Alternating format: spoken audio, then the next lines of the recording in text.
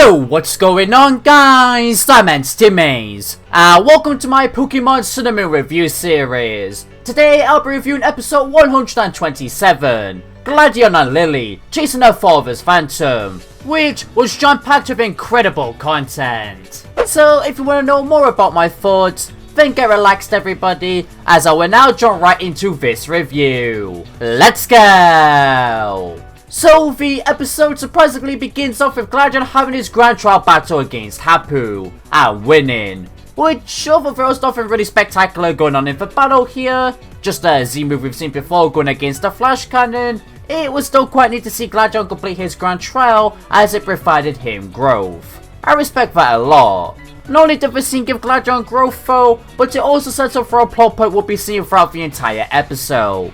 Gladion continuing his search for Morn, his father. Him stated this to Hapu after the battle had concluded. Moving on from Gladion, we then got to a scene of oh! Vulpix jumping out, rolling on the ground while they're nuzzling Magearna, acting exactly like a puppy to show its affection to Magearna. Which, oh my god, this was cute. Oh my god, my heart. I can't. Anyway, Lilie on the other side of the room was reading Mon's journal on Magearna, and how even top-notch science couldn't wake this Pokemon up. Yet, Mon didn't decide to give up after that journal entry, as he really wanted Lilie to have this Pokemon, which puts a smile on her face. She even then learns a little bit about the Soul Heart, which is Magearna's power source. But Vulpix then interrupts her reading so he can get more attention, which was adorable, and then Hobbs appears to inform Lilie that her friends have arrived to her house for more Alola League training. Which before she conducts the training, she decides that she wants her friends to finally meet Magearna. Which, I'm honestly surprised that she didn't tell them about Magearna sooner, but you know what, that's pretty much my only gripe with this episode. The rest is just astounding. But before we get to the more astounding scenes, Ash's friends do indeed meet Magearna and greet themselves to it, even though it's deactivated. Yet as we've seen from episode 116, some positive emotion does seem to make the Pokemon move. So maybe it just needs a lot of positive energy before it fully wakes up. I mean, by the looks of things, it already has a Soul Heart in its body already as well. So yeah. Or who knows, maybe I'm wrong and it could just be Z energy instead, which that could honestly work as well.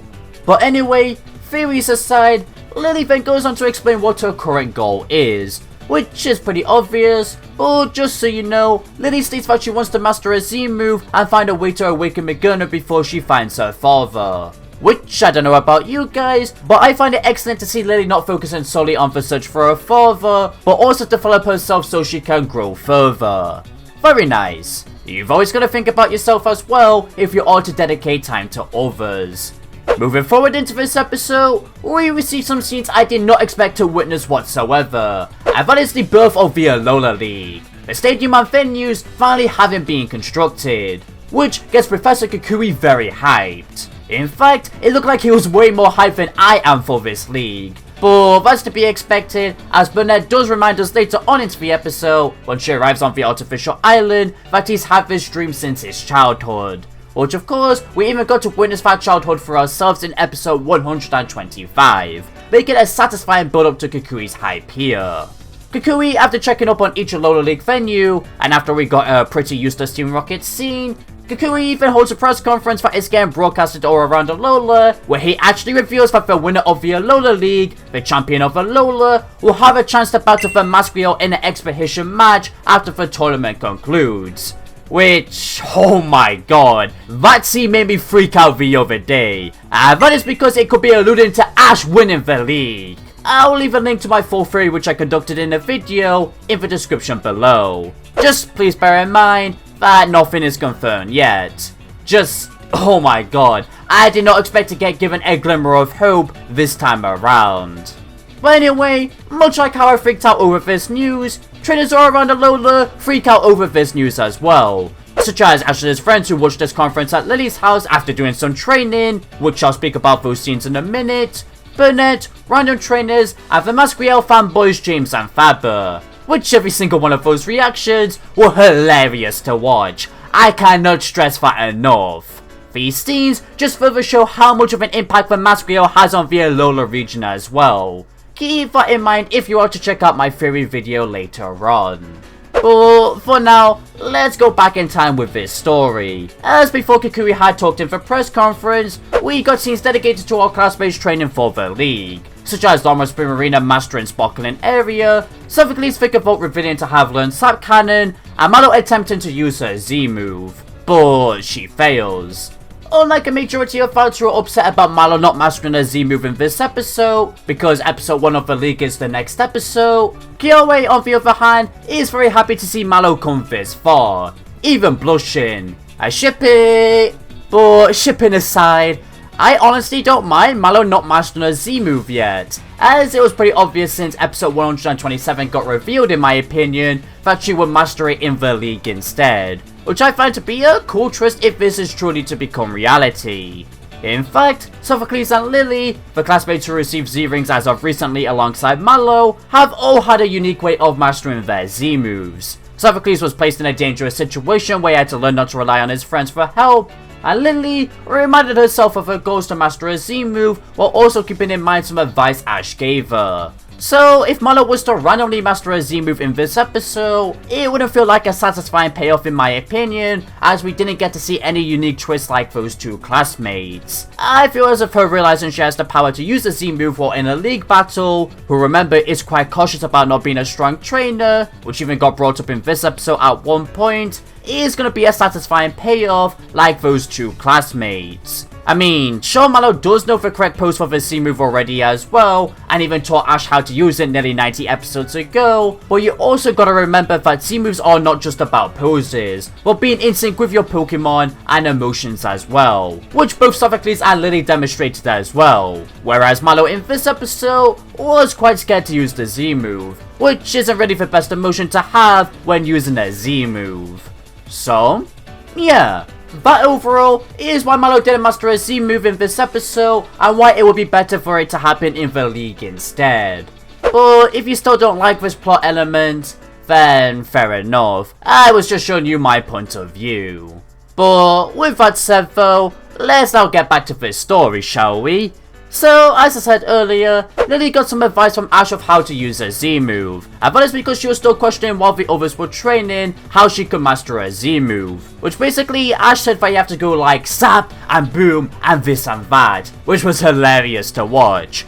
Yet, it actually worked for once! As if you didn't know, Ash has given this exact same advice to many characters before, such as Sophocles in episode 123. Yeah, it didn't really help him.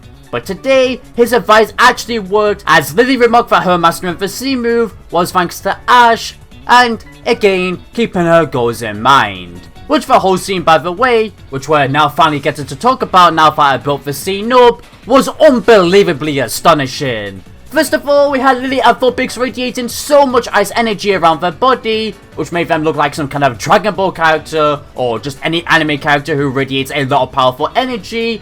And then after performing the pose with their goals in mind, they unleash an absolutely stunning Subzero Slammer. Like seriously, I believe this is the most beautiful Z move I've seen in the anime so far. In fact, this also has to be the best Z move mastering scene so far, and the best build up to a character trying to master a Z move. It felt really realistic with the time it took to master for a trainer who doesn't usually battle, and the whole choreography behind Lilie using this Z move was just top notch. Phenomenal. The music that played alongside the scene as well was just so, ooh, an eargasm. In fact, just the whole soundtrack in this episode was a wondrous feature. There were so many stellar tunes. I've only just chosen to mention this now, as I feel like if I talked about the music in other scenes within this episode, I'll be mentioning the music too many times within this one single review. There was just that many delightful tunes.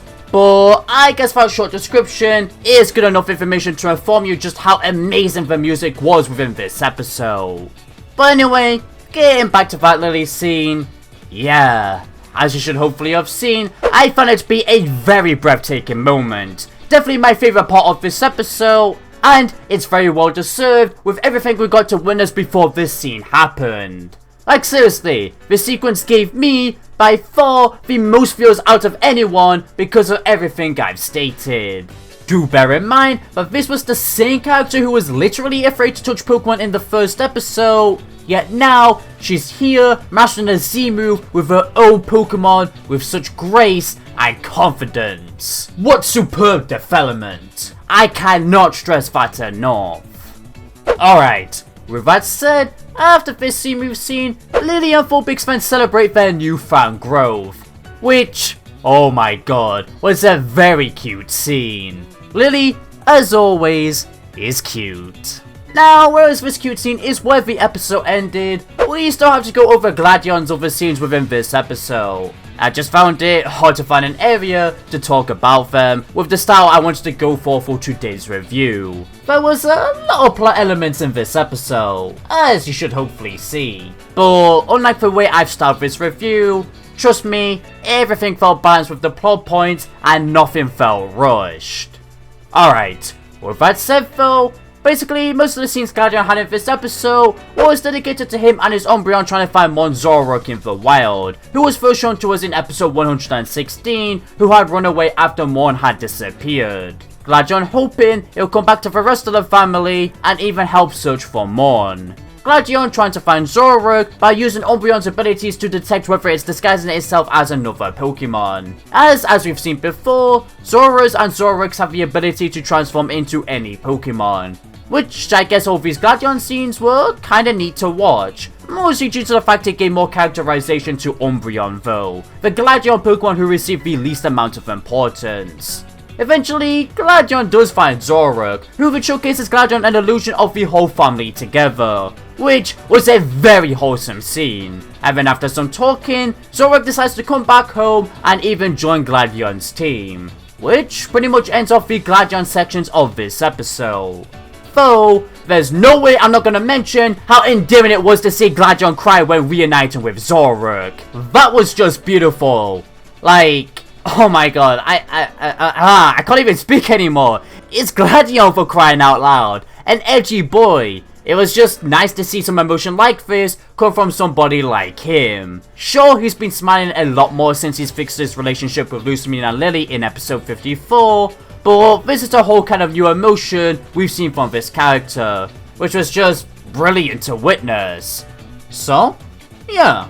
Alright, with that said though, that finally concludes everything we witnessed in today's episode, along with my thoughts.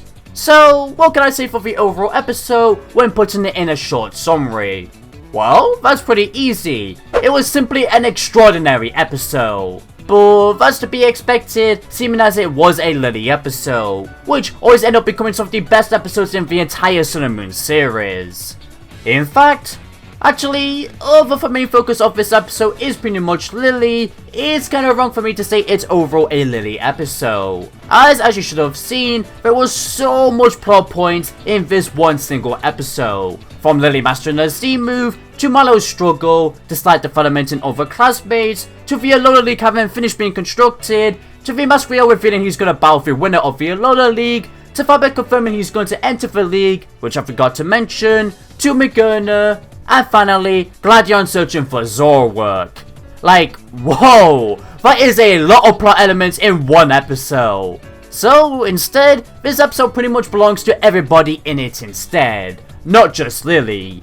Which, I quite adore that as well, as obviously Sun and Moon's biggest theme is that everybody matters in this region, as this is partly a slice of life genre. Which, this episode demonstrated that theme perfectly by showcasing us all sorts of different perspectives from different characters. Nor did it feel rushed or unbalanced whatsoever. It surprisingly felt really natural, which is still quite shocking for me to say, especially because Sun and Moon has had issues with balancing plot points before. But, yeah, this episode just had really smooth pacing. I guess some of this episode was smooth as well, because they had other episodes to build up certain plot points in this episode. But still, it was very admirable. Excellent work, writers. Overall, each plot element was very entertaining to watch as well. I didn't find myself becoming bored at one point during this episode. Obviously, I will have some favourite sections, such as Lilie mastering the Z move and Gladion reunited with Zoroark, but everything else was still very enjoyable. Nor do I think there was any missed potential whatsoever, as one thing I've seen people express their disappointment towards is that Magearna did not awaken in this episode. But for me personally, I actually admire this a lot, as I feel like it would have awakened too quickly for my own liking. It will feel more fulfilling for it to wake up after the league is over, which when the league is over, we're gonna have a Monarch anyway. So, it's just the perfect timing. Of course, we also have Mallow being one other disappointing factor for quite a few people, but I've already expressed my thoughts on that. Just overall, I guess I can't seem to find any issue with this episode whatsoever. There isn't that point I made earlier on into this review, of being quite surprised that Lilie didn't inform her classmates about Magearna's presence sooner. But that's only a slight issue as well. It doesn't affect the overall enjoyment of this episode whatsoever. Finally, wrapping this small summary up, the animation and music were also stupendous aspects we got in this episode, which helped towards the overall devotion I hold towards this episode. I honestly wish I could have talked a little bit more about those aspects for today's review, but this video is already quite long. So, yeah. In fact, let's just wrap this all up now by saying that I recommend you watch this episode if you haven't already. You are truly missing out on absolute greatness if you choose not to watch this episode. For my Season 3 leaderboard, I'll be placing this episode at a staggering number 5 out of 37 episodes, whereas for the overall leaderboard, I'll be placing this episode at number 6 out of 127 episodes. Like, wow! I guess I do really hold an adoration towards this episode. That's an extremely impressive ranking. Number 6 out of my top 10 favorite Sunamune episodes ever. That's incredible. As always, the full leaderboards will be located in the description below if you want to check them out. What did you think of this episode though? If you've seen it, let me know in the comments down below. I love to hear, as we can have different opinions, and that's always okay. But with all of that now said, for everybody, now finally concludes today's review. So if you enjoyed this video, which is now coming to an end, then please be sure to consider leaving a like, a share, and if you're new here, a subscribe along with the bell icon to stay in loop with all things Pokemon anime related. If you want to support this channel any further way, I also have a Patreon.